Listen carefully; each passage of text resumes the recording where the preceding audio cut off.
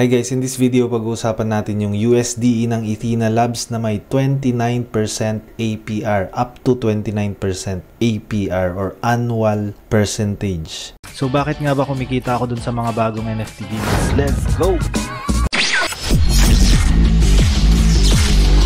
Yung USDE ng Ethena Labs, andun na siya sa Bybit. And meron siyang 29% na annual percentage rate. So imagine, sobrang laki guys ng APR ng USDE ng Ethena Labs. Tapos yung maganda dito, hindi nyo na kailangang i-hold or hindi nyo na kailangang i-stake. I-hold nyo lang siya dun sa account nyo mismo. So ibig sabihin, pwede nyong i-withdraw kung gusto nyong i-withdraw kasi hindi siya nakalock, unlike kapag naka-stake, locked yung token na yon. So itong stablecoin na USDE, bilhin nyo lang guys, tapos ilagay nyo lang sa account nyo, tapos makikita nyo nang mag-grow yung stablecoin nyo na yon. So up to 29%, sobrang laki. Kung hindi naman kayo familiar dun sa Ethena, ang Ethena lang naman ang may third largest USD asset, nasa 6 billion na. So sila yung pang third, syempre number 1 pa rin yung USDT and number 2 yung USDC, tapos yung Ethena na which is yung USDE. So sila na yung may third largest asset when it comes to stablecoin. Kung iniisip nyo naman na baka maging parang Terra Luna ito, so ito naman yung next na i-discuss natin, yung legitimacy ng Ethena Labs. So andito na tayo sa website ng Ethena Labs.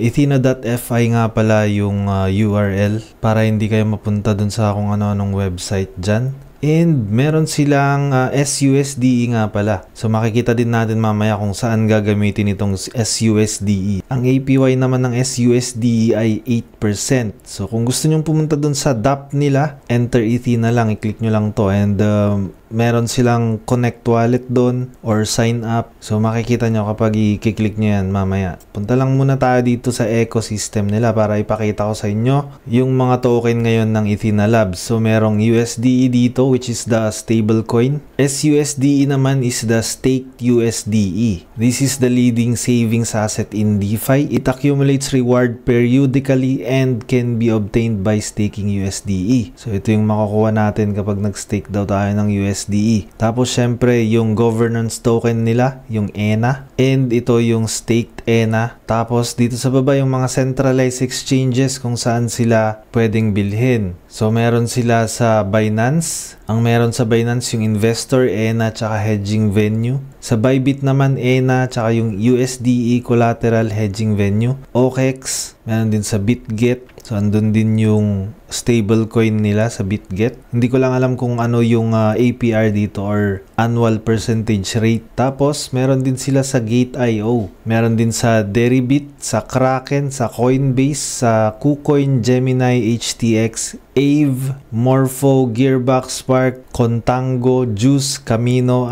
Sobrang dami guys, kung makikita nyo dyan, kung iisa-isayin natin to, sobrang dami. So dito pa lang makikita natin yung legitimacy ng project na to. And kung pupunta tayo dito sa home, makikita natin yung mga backers niya. Una dyan, yung Dragonfly and Binance Labs, Bybit, OKEX, Deribit, Fidelity, Franklin Templeton, Wintermute. Yan palang mga bigatin na backers. Sa network naman, i-check natin yung network ng Ethena. So andito tayo sa Come Build the Future of Internet. May bridge sila dito, may developers, may ecosystem din sila dito. Close muna natin yan. Transparency naman, check natin. So dito makikita natin yung price ng USD yan, $1. Since stablecoin nga siya, nakapeg siya sa dollar. So yun yung legitimacy ng Ethena Labs. And kung bibili kayo ng USDE, kung gusto nyo yung 29% or up to 29% na APR, gawa na kayo ng Bybit account nyo, tapos dito na kayo mag-hold ng token nyo or yung mga stablecoin nyo. Madali lang naman mag-register dito sa Bybit. Ilalagay ko yung link ng Bybit dyan sa description box para makapag-register kayo.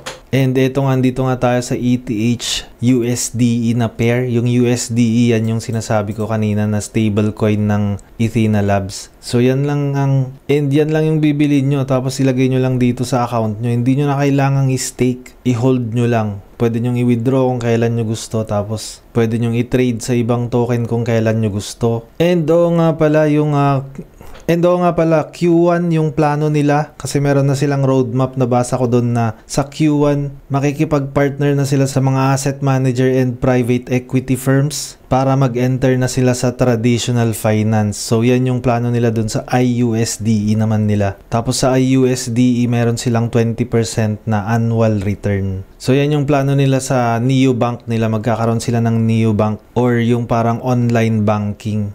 Bali yung neobank kasi wala siyang physical store, parang online banking lang, parang GoTime or GCash, parang ganun. So yun yung plano nila ngayong Q1 2025. Dito ko nga pala nabasa dito sa article na to. So andito yung roadmap nila. Ilalagay ko tong article na to sa description box para mabasa nyo din. Sa mga gustong mag-Dior pa dito sa Ethina Labs. So bali yun lang guys yung about dito sa content natin. Kapag bago pa lang kayo sa channel, huwag nyong kalimutan na i-click yung subscribe button. Click nyo na din yung notification bell. Set nyo yan sa all para updated kayo dito sa mga ganitong klaseng content. Yun lang guys. Maraming salamat. Bye-bye. Thank you for watching. If you liked what you saw, make sure to subscribe for more Dalaran TV content. Disclaimer: this content is for education and entertainment purposes only. Dalaran TV does not provide investment advice. The information is being presented without consideration of the investment objectives, risk tolerance, or financial circumstances of any specific investor and might not be suitable for all investors. Past performance is not indicative of future results. All investing involves risk, including the possible loss of principal. Some videos have benefactors. Always do your own research. Never invest more than you are willing to lose.